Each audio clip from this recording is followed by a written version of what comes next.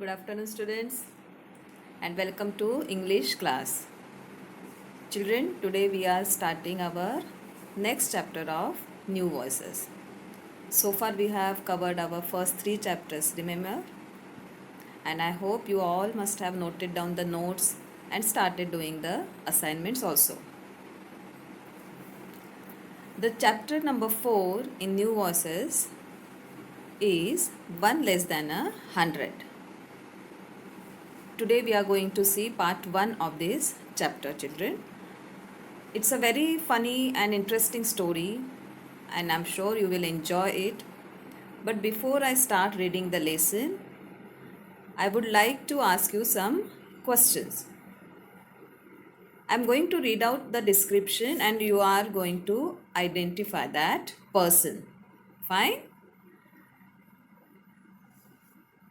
He is believed to have lived during the Middle Ages, around 13th century, in Turkey, and he was a philosopher and wise man, remembered for his funny stories and anecdotes.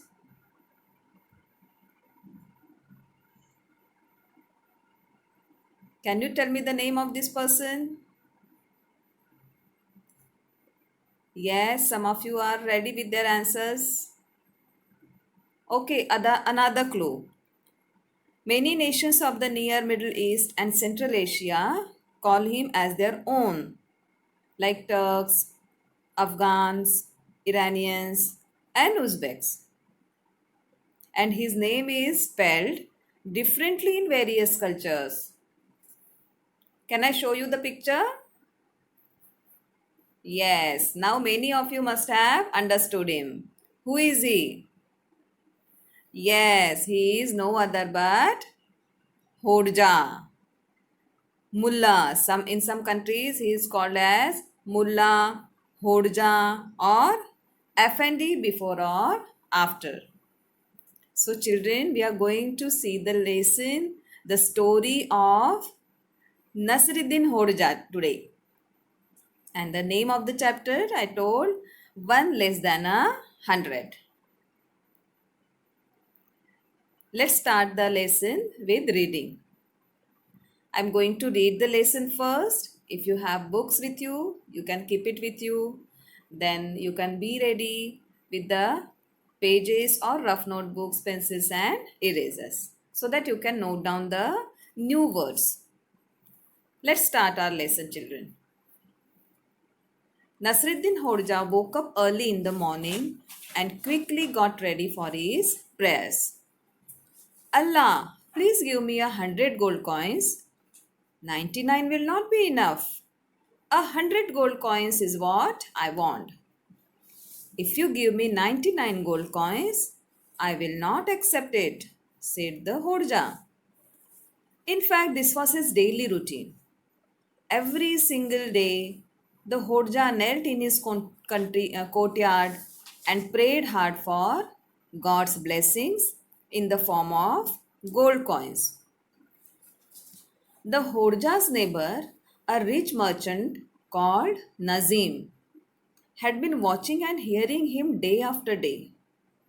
So, one day, he thought he would try to see if the Hodja really meant what he said. So, the next day, Nazim put 99 gold coins into a bag and waited quietly behind the chimney on his terrace. The moment the Hodja came into his courtyard for his prayers, he threw the bag of coins into the courtyard. Taken aback, the Hodja carefully picked up the bag. He was pleasantly surprised when he opened the bag and saw the gold coins. Naturally, he started counting and found only 99 coins. So he sat down with a deep sigh. He knew that God would not listen to him in total silence. So he said loudly, "O merciful Allah, you have answered my prayer partly. Maybe you just forgot that the coins should have been 100 in number. However, it does not matter at all. You can give me the last coin. The Hodja put the 99 coins back into the bag and went inside. Nazim was now at a loss. The Hodja, it seemed to him, was determined to keep the 99 gold coins. This made him nervous. After thinking over it all morning, Nazim went quietly to the Hodja and said, "Good sir, many greetings. Please give me back my bag of gold coins. I threw it down only to see how you would react. It was just a joke. I'm sorry." So, this much lesson we are going to cover in today's period, children. The lesson will be in 3 parts. Today we are covering first part. Have you understood the story little bit? Okay, you will better understand when I will explain it to you. Fine. You must have got the gist of the story. It's a story of Nasruddin Hodja and his neighbor Nazim. It's a very funny story. And what happened at the end? Uh, we will keep it secret, and whenever we will cover our third part, you will come to know what exactly happens with the Nazim. Let's start the explanation part, paragraph 5. You can also read with me, children. Nasruddin Hodja woke up early in the morning and quickly got ready for his prayers. "Allah, please give me 100 gold coins. 99 will not be enough." Now what happens? The main character of the story, Nasruddin Hodja, it was his routine. After waking up early in the morning, he used to do his prayers, and that too where? In his courtyard. So courtyard means, it's a new word. Yes, courtyard means an unroofed area that is completely or partly enclosed by wall or building. The area that is near the wall or the building. So Nasruddin, he after waking up in the morning, he used to come in his courtyard to say his prayers. And what he said in the prayer? "Allah, please give me 100 gold coins." He requested his God to bless him with the 100 gold coins. Further, what he adds usually? 99 will not be enough. Means he doesn't want 99 gold coins. One less than 100 coin also will not be sufficient for him. He wants full 100 gold coins only. 100 gold coins is what I want. If you give me 99 gold coins, I will not accept it. Means, oh God, oh Allah, if you give me one less than 100, that is 99 gold coins, that will not be enough for me and I will not accept it. In fact, this was his daily routine. Every single day, the Hodja knelt in his courtyard and prayed hard for God's blessings in the form of gold coins. So, this was his routine. For many years, he was asking the same thing from the God in his prayers. Coming to the courtyard, praying to the God, and asking a bag of gold, 100 gold coins. And daily he used to say the same thing: 100 gold coins only I want. If you give me one less coin also, then also I will not accept it. 99 gold coins I will not accept. I want 100 gold coins only. The Hodja's neighbor, a rich merchant called Nazim, had been watching and hearing him day after day. Now, what happened, children? Nazim was his neighbor, Hodja's neighbor. He was a rich merchant. Okay. So, as Hodja used to come in his courtyard and to offer his prayer, so Nazim also, he had been watching and hearing him day after day. So one day he thought he would try to see if the Horja really meant what he said. What Horja used to say? What he used to pray to the God? To bless him with 100 gold coins. 99 gold coins also will not he will not be happy with 99 gold coins, and he will not accept it if one less gold coin also will be there. So daily Nazim also had been watching and hearing him daily. So one day he just thought that really whatever Horja is praying in his prayer for so many years, really he meant what he said?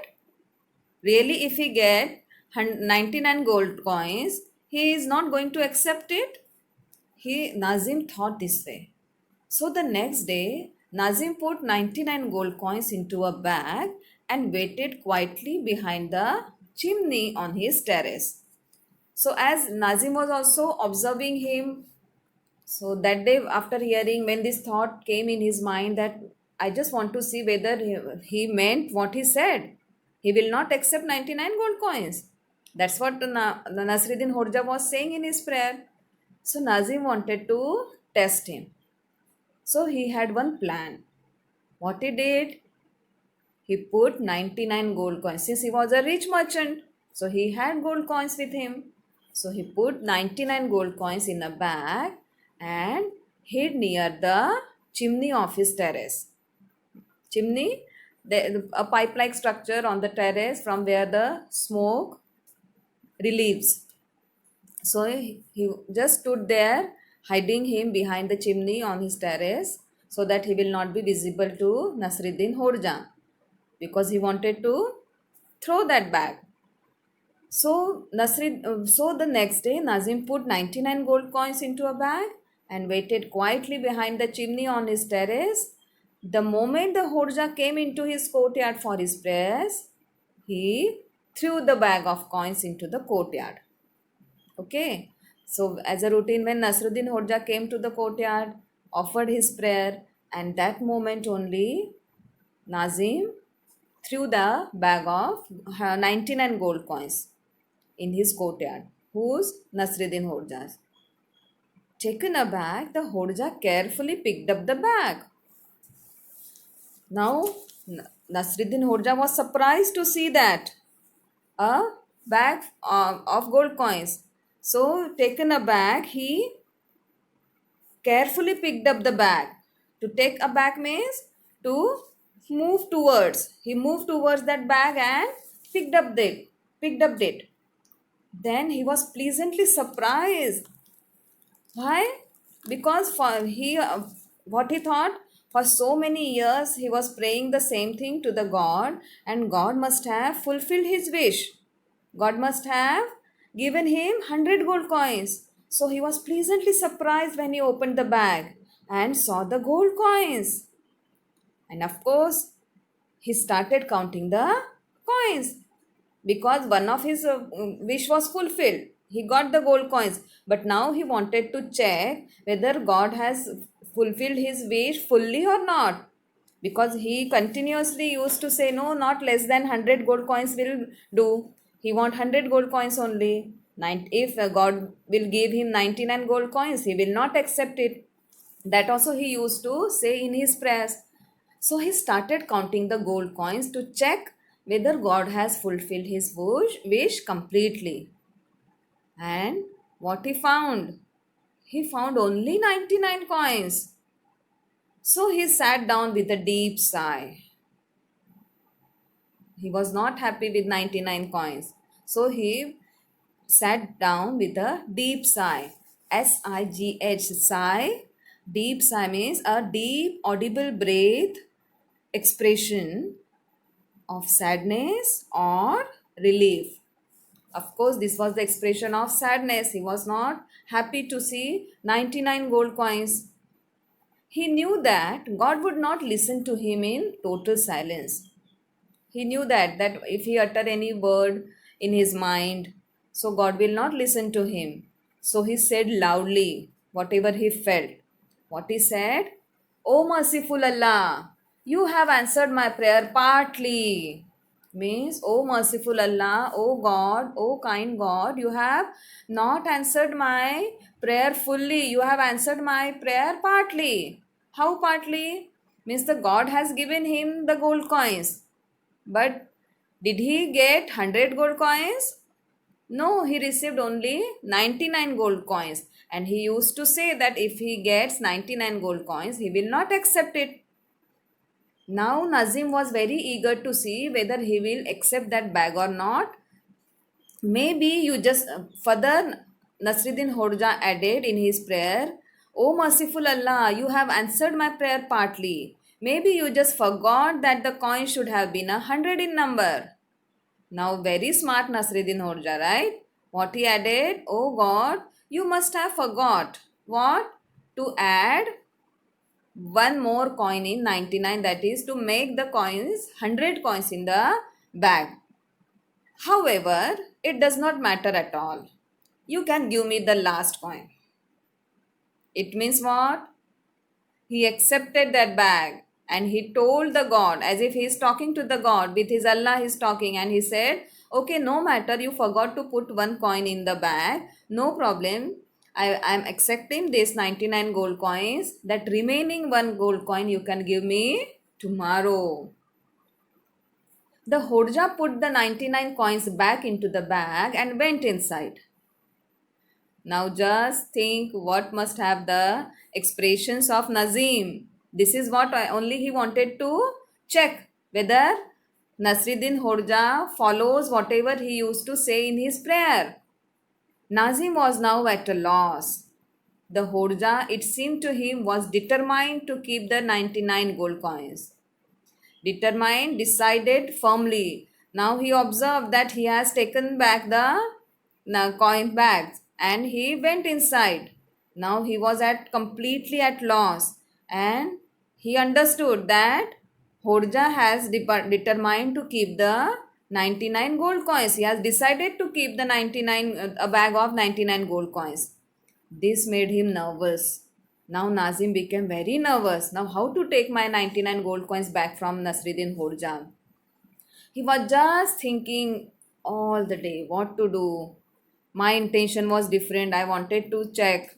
And now he has not, Nasruddin Hodja, whatever he used to say in his prayer, he didn't stick to his prayer. Isn't it?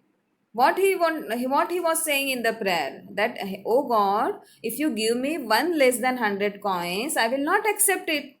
And Nazim thought that he will do the same thing, and to check that only he threw the bag.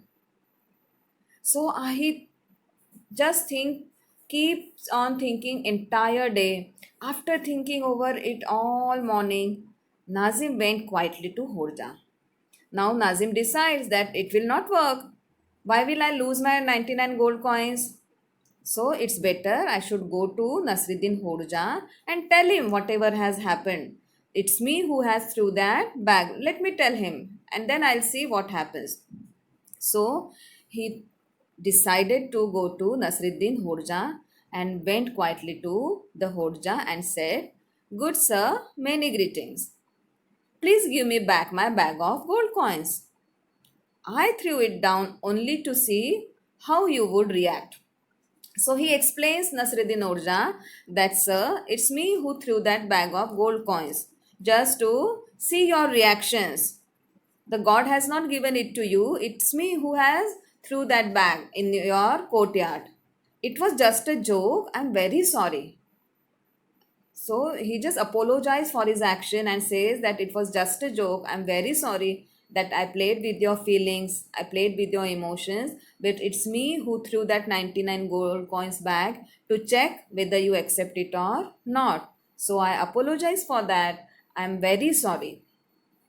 So this much we are going to see in today's period, children. Enjoy it and eager to know what happens next, whether Nazim gets his 99 gold coins back or not. That we will do in that we will see in our part 2 and part 3. Now let us do some exercises based on the paragraphs we have covered today.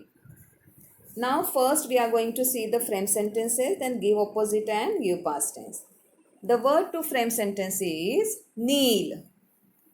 Kneel, Kneel, kneel. Radha knelt down and prayed. Kneel means what? To bend down and sit on your knees. Okay. So, kneel, Radha knelt down and prayed. Sigh. We sighed with relief when the noise stopped. We sighed with relief when the noise stopped. Opposite words, early, late. Early, late. Quietly, loudly. Quietly, loudly. Past tense, push, pushed. Push, push, pushed. Pushed. And forget, forgot. Forget, forget. Forgot, forgot. You can note down all these things at the same time, children. Let's move ahead and ask you some questions. Answer these questions. Who is the speaker and who is Nazim? Who is the speaker? Very good. The Hodja is the speaker and Nazim is his neighbor. The Hodja is the speaker and Nazim is his neighbor. Second question. Did the Hodja act as the neighbor expected? Did the Hodja act as the neighbor expected? As the Nazim expected? Did the Hodja act the same way? No. The Hodja did not act as the neighbor expected. What he expected? That he will not accept that bag of gold coins because it contains only 99. So, answer is no, the Hodja did not act as the neighbor expected. Who threw a bag with 99 gold coins? Very simple. Yes, you are right. It's the neighbor, Nazim. The neighbor threw a bag with 99 coins. Who threw a bag? The neighbor threw a bag with 99 coins. So that's all for today, children. In the next period, we'll cover part 2 of this chapter. Thank you, Sairam.